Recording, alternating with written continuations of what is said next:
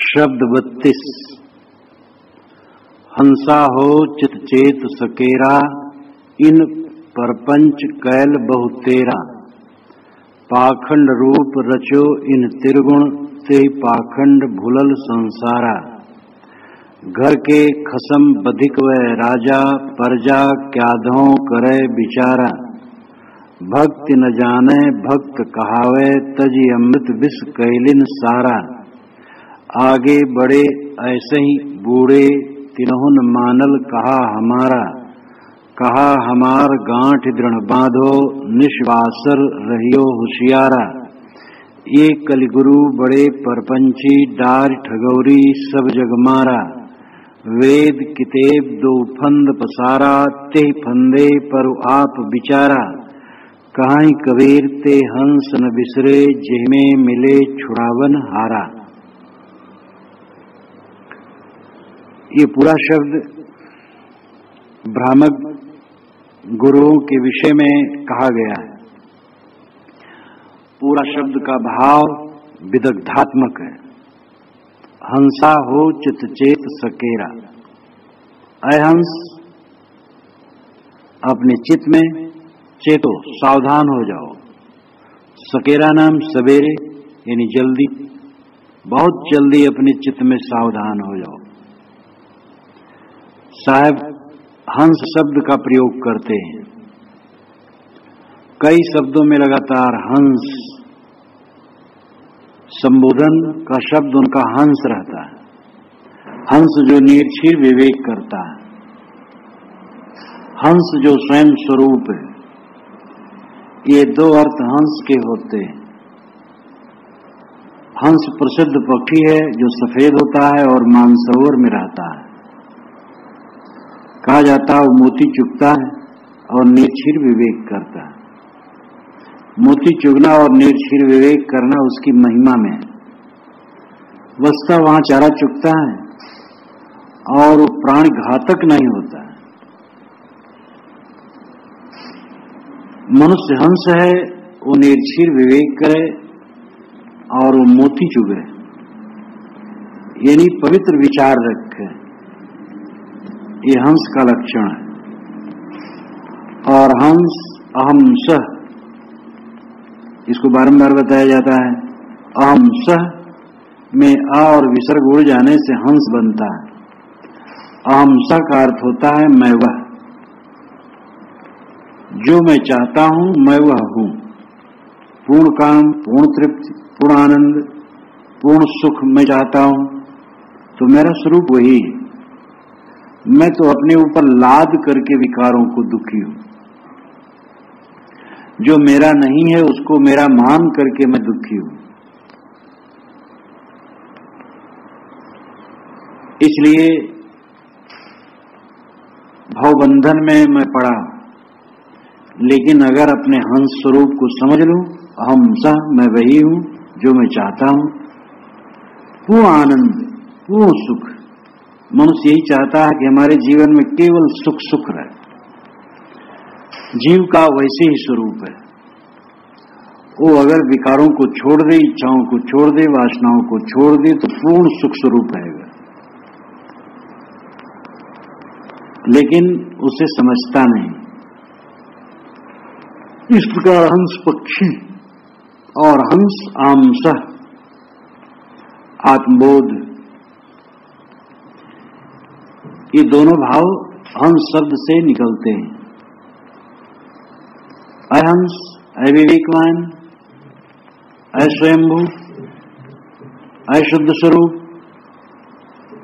तो अपने आप को चेत, अपने आप में चेत, अपने आप को समझ और जल्दी समझ। समय भागा जा रहा है, तू समझता है मैं बड़ा हो रहा हूं। बड़ा क्या हो रहा है? छोटा हो रहा है। रोज रोज छोटा हो रहा है। एक एक क्षण घट रहा है। इसलिए अपने में जाग। हंसा हो चित चेत सकेरा, इन परपंच कैल बहुत तेरा। इन्होंने बहुत बड़ा प्रपंच कर रखा है। इन्होंने नाम भ्रामक गुरु है। भ्रामक गुरुओं ने बहुत बड़ा प्रपंच कर रखा है, बहुत आडंबर और पाखंड फैला रखा है, इसलिए सावधान। पाखंड रूप रचो इन त्रिगुण ते पाखंड भूलल संसारा। ये जो त्रिगुण कर्म कांड है ये पाखंड रूप है। पाखंड नाम दिखावा जिसमें हो, अंदर सार न हो और बाहर बहुत प्रतीत हो, वो पाखंड है। त्रिगुण सतरजतम 3 गुण। संसार की जितनी गतिविधि है सब त्रिगुण में। कर्म कांड को त्रिगुण माना जाता है और इसीलिए गीता में भी इसकी आलोचना है। श्री कृष्ण महाराज यज्ञ याग के विरोधी थे, कर्मकांड के विरोधी थे, इसलिए उनका स्वर गीता में ये उभारा गया है। या माम पुष्पताम वाचम प्रवदन विपस्सिता वेद बादरता पार्थनादिस्थिति वादिना कामात्मान स्वर्ग परा जन्म कर्म फल प्रदान क्रिया विशेष बहुलाम भोगेश्वर गतिम पद भोगेश्वर प्रसक्तानाम तया प्रचेतसाम व्यवसायत्मिका बुद्धि समाधो न विधीयते। त्रैगुण विषया वेदा निस्त्रैगुणो भवार्जुन निर्द्वंदो नित्यसत्वस्थो निर्योगक्षेमात्मान यावानर्थोत्पाने सर्वतः संपलतोदुके तावान सर्वेश वेदेश ब्राह्मणस विजानता। एक ही साथ एक कई श्लोक कहे गए वहां कि लोग वेद वेद चिल्लाने वाले वेद वेद तो कहते हैं लेकिन वेद को नहीं समझते हैं।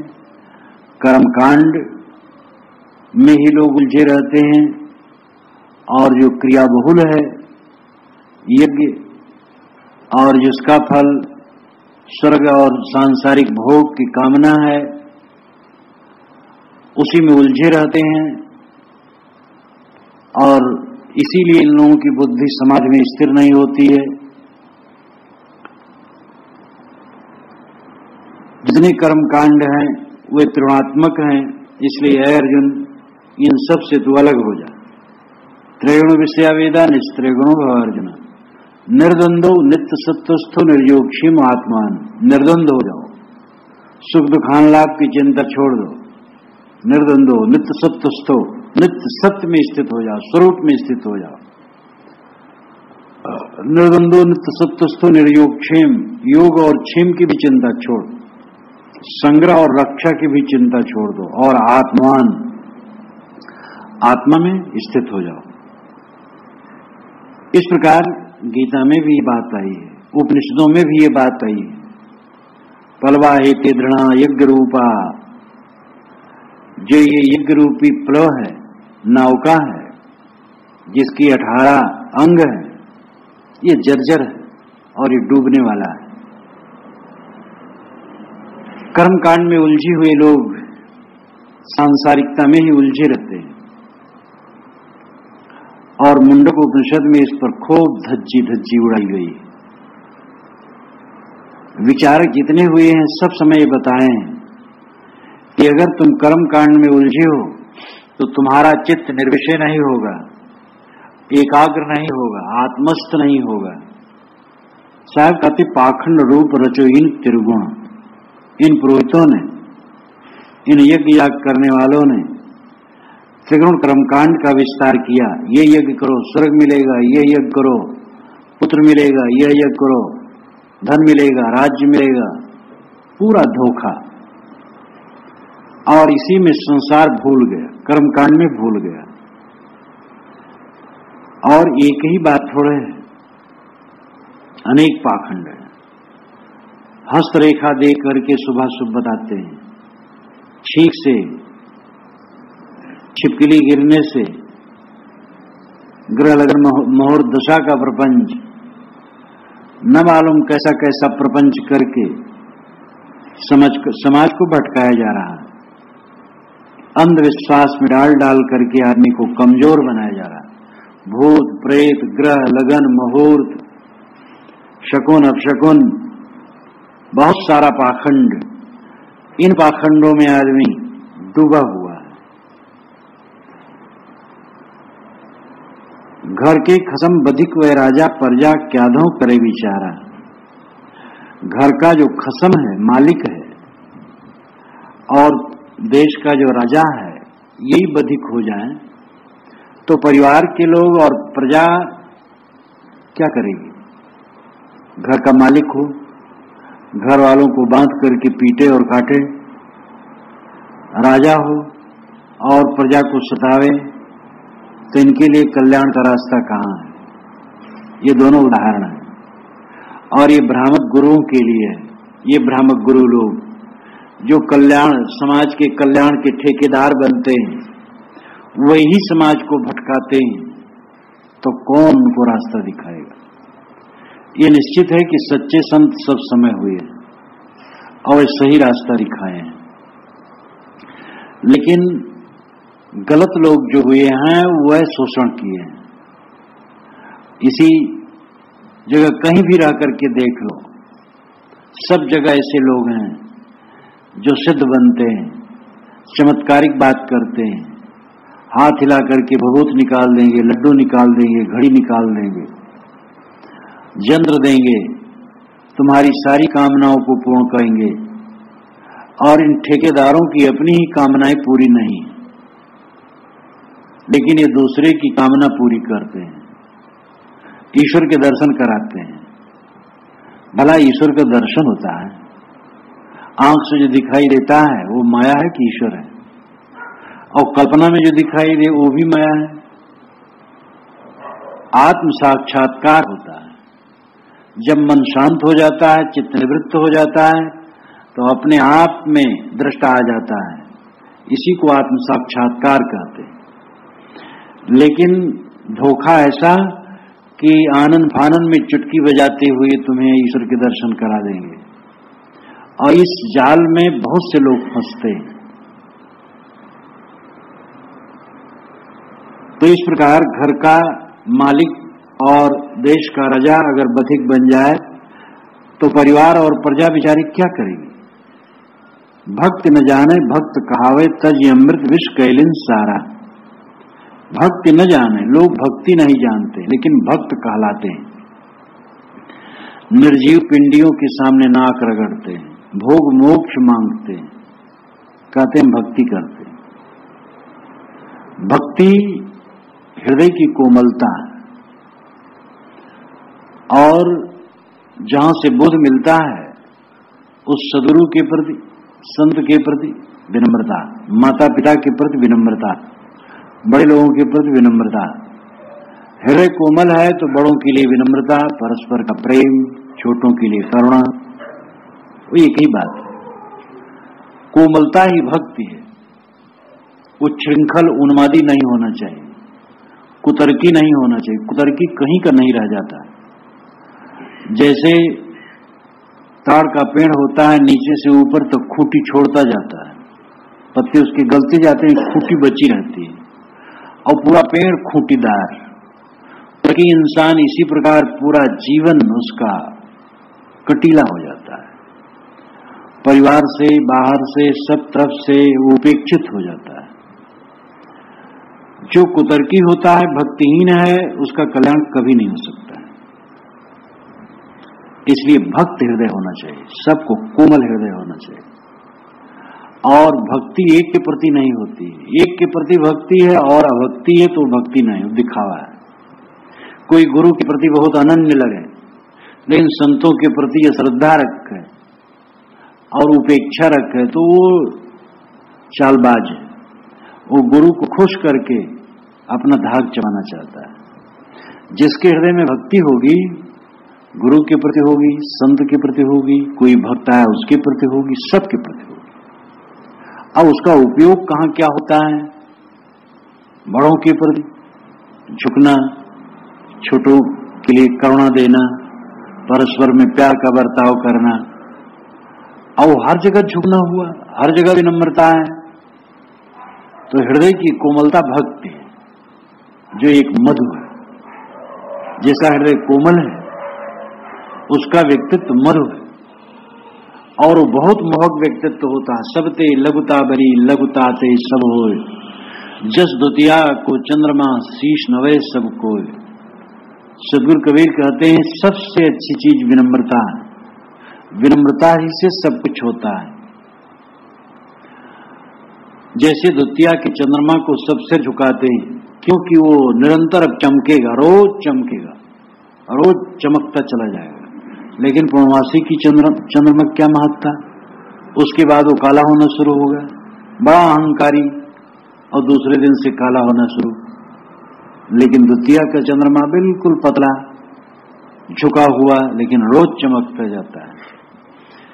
तो विनम्र बनो, विनम्र होगे तो रोज चमकते जाओगे, अहंकारी बनोगे कालिक पुतता जाएगा। ये प्रकृति में क्षमा नाम की चीज नहीं, जो अहंकार करेगा वो पतित होगा, बड़ी से बड़ी हस्ती समाप्त होती है। भक्ति नहीं जानते हैं लोग। प्रथम भक्ति है अत्यंत कोमलता, कोमल हृदय। अंतिम भक्ति है स्वरूप स्थित, निस्वरूप की स्थिति ही भक्ति है। आदि शंकराचार्य ने भी कहा सुस्वरूपानुसंधानम भक्ति विधीयते। सुस्वरूप का अनुसंधान भक्ति कहलाती है। अपने स्वरूप का अनुसंधान, अपने आप की सत्ता और महत्ता निरंतर विद्यमान है। मैं नहीं हूं ऐसा किसी को कभी आभास नहीं होता। जागृत अवस्था में मैं हूं, जागृत के सारे प्रपंचों को देखता हूं। स्वप्न में मैं हूं, स्वप्न देखता हूं। गाढ़ी नींद में मैं हूं, गाढ़ी नींद के सुख को, एकाग्रता का अनुभव करता हूं। जाग करके कहता हूं सुख से सोया। और सब अवस्थाओं में जो अपना स्वरूप है साक्षी ज्ञान मात्र, उसकी विद्यमानता रहती है। उसमें लौट आना ही पराभक्ति है। अपने आप में लौट आना ही पराभक्ति है, और यही जीवन का चरम और परम सुख है। कि बाहर की चीजों में मन होने से कभी विश्राम नहीं मिल सकता। जब बाहर से मन लौट आएगा तभी परम विश्राम मिलेगा। तो साहब कहते हैं लोग भक्ति नहीं जानते हैं, भक्त कहलाते हैं, और पूछते रहते हैं हर जगह, सरपटकते रहते हैं, तमाम कामनाओं में डूबे रहते हैं। जो अपनी मक्खी न हाँक सके ऐसे उपास के सामने नाक रगड़ते कि वो कुछ दे देगा। शून्य में पुकारते हैं तज अमृत विष कैलिन सारा। इन लोगों ने अमृत को छोड़ करके विष को सार कर लिया। कैलिन सारा साहब की बोली ऐली गैली थी। जब वे भाषण करते रहे होंगे तो भोजपुरी लटका में बोलते रहे होंगे, और उनकी वाणी में ये बात आई है। गोरखपुर बनारस के बीच की भाषा में ऐसी भाषा है। बलिया और बनारस, गोरखपुर, ऐसा क्षेत्र में ऐली गैली चलती है। साहब के जमाने से चलती थी, उनके पहले चलती होगी। तज अमृत विष कैलिन सारा। इन लोगों ने अमृत को छोड़ करके विष को ही सार मान लिया। अमृत है स्वरूप, अमृत वस्तु जाने नहीं मगन भया सब लोग। कहां कबीर कामो नहीं जीवई मरण न होए। साहब कहते हैं लोग अमृत वस्तु नहीं जानते हैं और मगन है विषयों में, उसको अमृत माने बैठे हैं। कहां कबीर कामो नहीं जीवई मरण न होए। जीव में कामना नहीं, और कामना छोड़ दो बस अमृत है, और जीव का मरण नहीं होता है। सिद्धांतता जीव अमृत है। मृत कहते हैं जड़ को जो मरा हो, अमृत कहते हैं जो न मरे। तो जीव अमृत है, और निष्काम हो जाना उसका व्यवहारिक पक्ष है। थ्योरी और प्रैक्टिकल, ये दो पक्ष होते हैं, सिद्धांत और व्यवहार। सिद्धांत में जीव अमृत है, व्यवहार में निष्कामता अमृत है। जो निष्काम होगा वो अमृत है। तज अमृत विष कैलिन सारा। आगे बढ़े ऐसे ही बूढ़े तिरहुन मानल कहाँ हमारा। साहब कहते आगे जो पहले हो गए हैं, आगे का मतलब भविष्य सामने, और आगे का मतलब पीछे भी होता है। आगे के लोग ऐसा कहा गए हैं, दोनों तरफ आगे का अर्थ चलता है। यहाँ आगे का अर्थ है पीछे। पीछे के लोग जो बड़े बड़े कहलाने हुए ऐसे ही बूढ़े, ऐसे बूढ़ गए, बड़े बड़े कहलाने वाले लोग भी डूब गए आत्मबोध न होने की वजह से। तिनहुन मानल कहा हमारा, तिनहु वे लोग भी हमारा कहा नहीं माने। अब इसमें व्यवहारिक अर्थ भी हो सकता है कि साहब की बड़ी लंबी उम्र थी और अपने जीवन के पूर्वार्ध में कुछ ऐसे लोग उनको मिले हों और उनके लिए स्मृति में रख के कह रहे हों कि पहले के लोग भी कई डूब गए, हमारी बात न माने। लेकिन इसका अर्थ और व्यापक है, पहले पहले के लोग भी डूब गए भ्रम में। हमारा कहा नहीं माने, हमारा का अर्थ केवल कबीर साहब का व्यक्तित्व नहीं, किंतु विवेकवानों का अर्थ है। विवेकवान सब समय में हुए हैं और श्री काशी साहब ने तो लिखा है, जुग जुग से पारखी संत होते आए हैं। उसका लाक्षणिक अर्थ यही कि विवेकवान सब समय कुछ न कुछ रहे हैं और इसके सूत्र शास्त्रों में जगह जगह मिलते हैं। कपिल का चिंतन तो अत्यंत खरा है, सृष्टि की कल्पना उनकी निश्चित ही भ्रामक जैसी है, लेकिन जो प्रकृत पुरुष का विवेक है बहुत ही व्यवहारिक, एकदम पारक सिद्धांत के अनुकूल। दृष्टिवदान श्रविक साह विषय चात से युक्त तद विपरीत श्रेयान व्यक्ता व्यक्तज्ञ विज्ञान। दृष्टिवदान श्रविक, दृष्टि के अनुसार अनुश्रविक भी। दृष्टि का मतलब जो दिखाई दे। दुनिया के भोगों में किसी को संतोष नहीं मिलता है, दुनिया के भोगों में उलझा आदमी और परेशान हो जाता है। तो दुनिया के भोगों में तो चैन नहीं है। ऋषि कहते अनुश्रविक भी ऐसे ही। अनुश्रविक नाम सुना हुआ स्वर्ग, वो भी वैसे ही है। जहां पर इंद्रियों से भोगा जाएगा और मन से चाहा जाएगा, वहां वासना बनेगी, बेचैनी बनेगी और लाभ क्या होगा। दृष्टि अनुश्रविक, दृष्टि के अनुसार अनुश्रविक भी है। दृष्टि जो दिखाई दे, अनुश्रविक जो सुनाई दे। तो जो देखा जाता है और जो सुना जाता है स्वर्ग इत्यादि की कल्पना किसी में भी पूर्णता नहीं। दृष्टिवदान श्रविका साह विषय छात से युक्त है। और वह जो कर्मकांड है जैसे स्वर्ग आदि भोग माना जाता है, उसमें अतिशय क्षय और अशुद्धि, तीन दोष है। यज्ञ याग में पशुवध होता है, उसमें होता था, इसलिए उसमें अशुद्धि है। और यज्ञ याग का फल स्वर्ग है और स्वर्ग के बाद फिर आना पड़ता है संसार में, इसलिए क्षय है। और साथ ही शैतान है। स्वर्ग में ऊंची नीची बिल्डिंगें हैं, जो उत्कर्ष यज्ञ किया है उत्कर्ष सुख पाता है, जो छोटा यज्ञ किया है उसकी छोटी बिल्डिंग स्वर्ग में है, तो वहां भी समता नहीं है। लेकिन तद विपरीत है, इसके उल्टे विक्ता विक्तज्ञ विज्ञानात्, जो हमारा मत है तद विपरीत श्रेयान, यहाँ श्रेय है, मोक्ष है। और मोक्ष का पथ क्या है? व्यक्ता व्यक्तज्ञ विज्ञानात्, व्यक्त अव्यक्त और ज्ञान, इन तीनों का ज्ञान।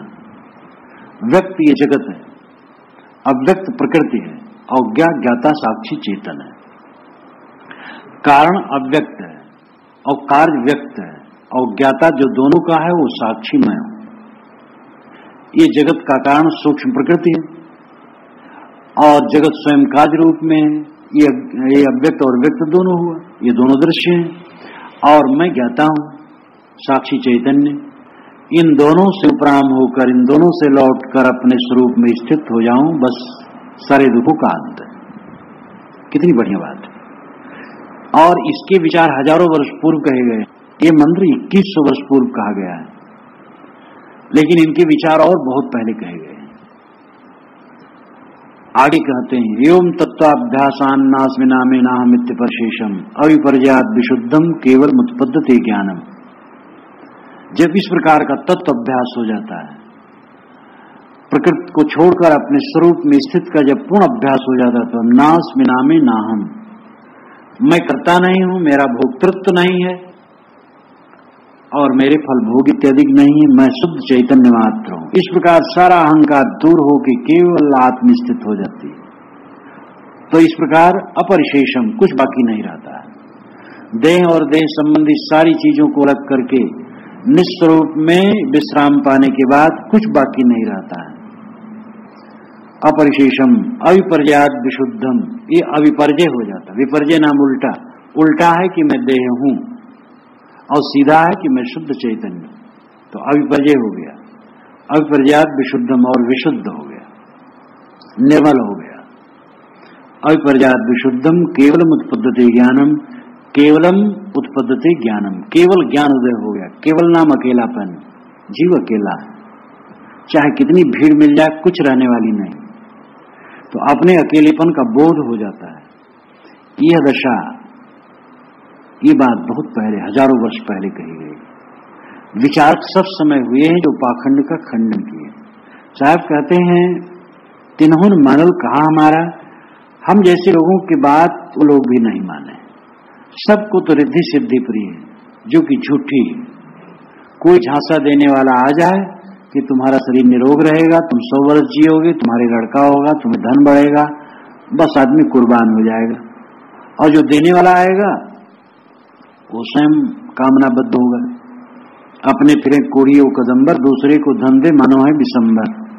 अपने फिरे निर्वंश मिलता है न दाना, दूसरे को देवे पुत्र नाती धन खजाना। ये निर्मल साहब ने कहा। निर्मल साहब महान क्रांतिकारी, महान चिंतक पुरुष थे। कहा हमार गांठ दृढ़ बांधो, निष्बासर रहियो होशियारा। साहब कहते हमारी बात अपनी गांठी में दृढ़ करके बांध लो। जो मैं कहता हूं सावधान हो जाओ, कहीं भटकना नहीं। स्वरूप ज्ञान को समझना, सदाचार से चलना और कहीं भटकना नहीं। निष्बासर रहियो होशियारा, रात दिन सावधान रहना, किसी के प्रपंच में फंस न जाना। प्रपंची लोग जाल फैला करके चारों तरफ घूम रहे हैं, नहीं ज्यादा तो तुम्हारे हाथ में अंगूठी पहना देंगे। ये नग पहन लो तो सब रिद्धि सिद्धि मिल जाएगी। कितने लोग मिलने आते हैं जिनके चारों उंगलियों में अंगूठी तो रहती ही है, एक उंगली में 2-2 रहती, क्योंकि उंगलियां घट जाती। अब उंगलियां 10-20 होती तो 10-20 छल्ले भी पहन लेते। तो ऐसे लोग घूमते हैं चारों तरफ कि तुम्हें भ्रांति में डाल दें। निस्बासर रहियो होशियारा। ये कलगुरु बड़े परपंची, डाक ठगौरी सब जग मारा। ये कलयुगी गुरु बड़े परपंची, ये ठगौरी विद्या डाल करके सारे संसार को भटका दिए। साहब ने ये नहीं कहा है कि कल काल आ गया सब गड़बड़ हो रहा है। यहाँ क्या है, ये भ्रामक गुरुओं का स्वरूप ही कली, जो भ्रांति फैलाए वही कलयुग है। कलयुग, सतयुग, द्वापर, त्रेता, ये 4 युगों का जो वर्णन है, इतने लाख वर्ष का कलयुग, इतने लाख वर्ष का द्वापर, इतने लाख वर्ष का त्रेता, इतने लाख वर्ष का सतयुग, ये वर्णन पुराना नहीं है। वेदों में ये सब कहीं चर्चा नहीं, चारों युगों का वर्णन नहीं। युग शब्द है, कृत है, सतयुग के लिए कृत शब्द है। युग शब्द है, युग जोड़े को कहते हैं, ज्वाठे को कहते हैं। युग 5 वर्ष के समय को कहते हैं। और छुटपुट इस प्रकार वर्णन है, लेकिन चारों युगों का ऐसा वर्णन कहीं नहीं, काल निर्धारण कहीं नहीं। ये ईसा के 200-300 वर्ष के पहले से शुरू हुआ और गुप्त काल में ये फला फूला है। गुप्त काल में सारे पुराण और रामायण और महाभारत के स्वरूप संपादित हुए। रामायण और महाभारत ईसा के पूर्व से ही बनने लगे हैं, लेकिन गुप्त काल में संपन्न हुए हैं। ईसा के 300-325 वर्ष के बाद से गुप्त काल आरंभ होता है और 300 वर्षों तक रहता है। ये हिंदुओं को स्वर्णिम युग माना जाता है। उज्जैनी में राजधानी थी, सारे पुराण इसी में संपादित हुए।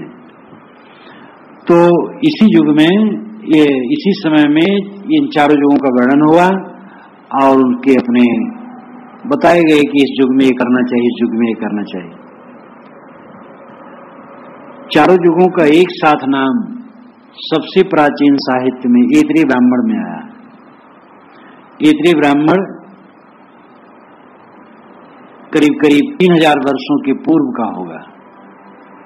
उसमें आया है कलि शयानो भवति संजहानस्तु द्वापरा। कोई सोया है मानो कलि, संजहानस्तु द्वापरा, जो जग गया वो द्वापर है।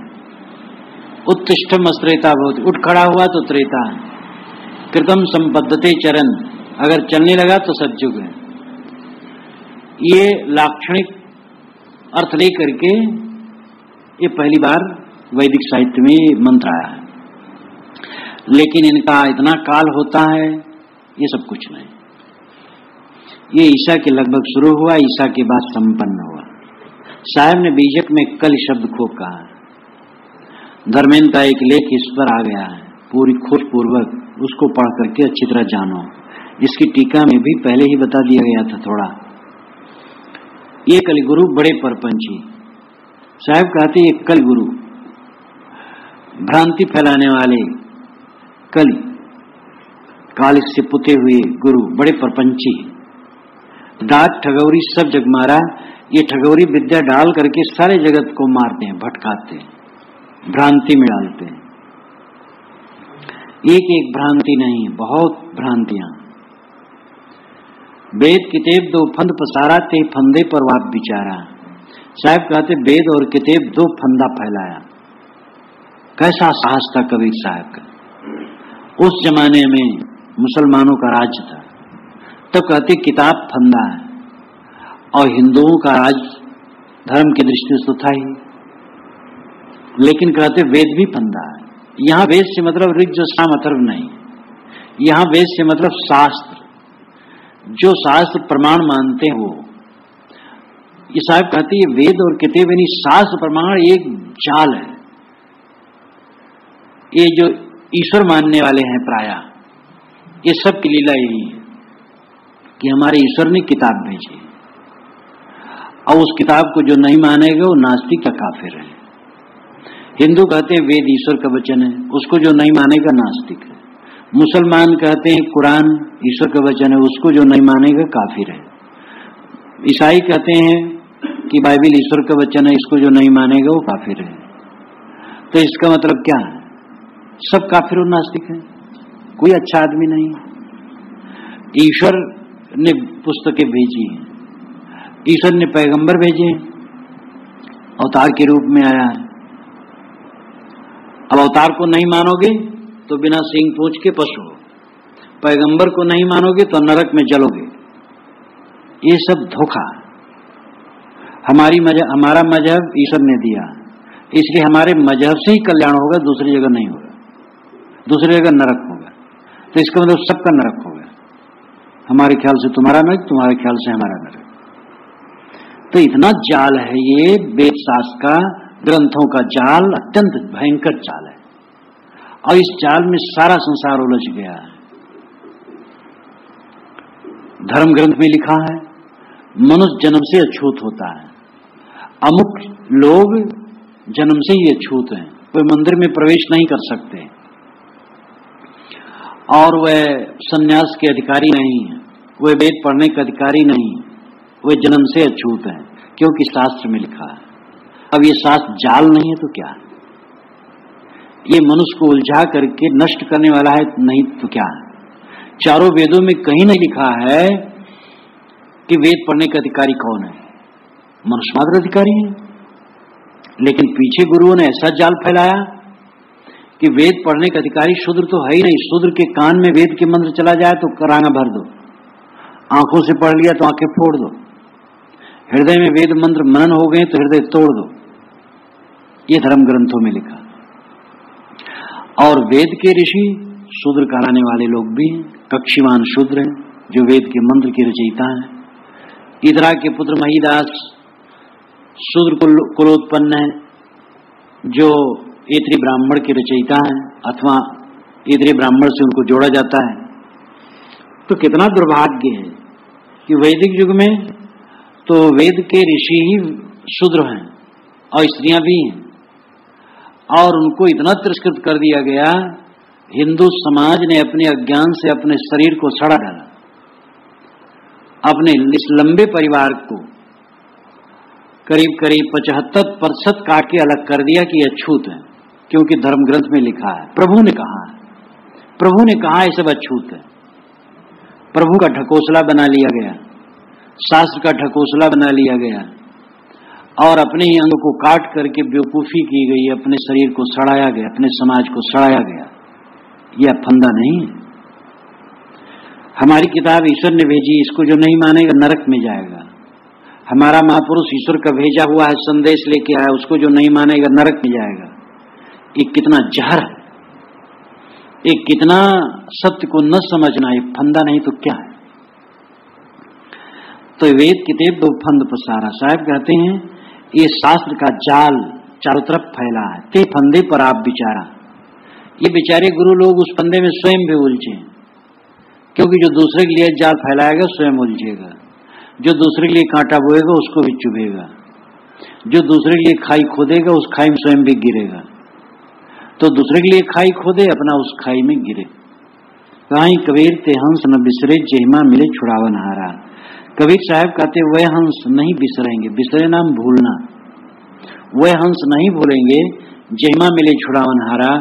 जहिमा यानी जिनको छुड़ाने वाले मिल गए, सच्चे विवेकी पारखी संत जिनको मिल जाते हैं, विवेकवान अनवीक्ष की विद्या रखने वाले जिनको मिल जाते हैं, उनकी सारी भ्रांतियां कट जाती हैं और उनको कोई भटका नहीं सकता है। ये दैवी कल्पना ने इंसान को बहुत भटकाया है।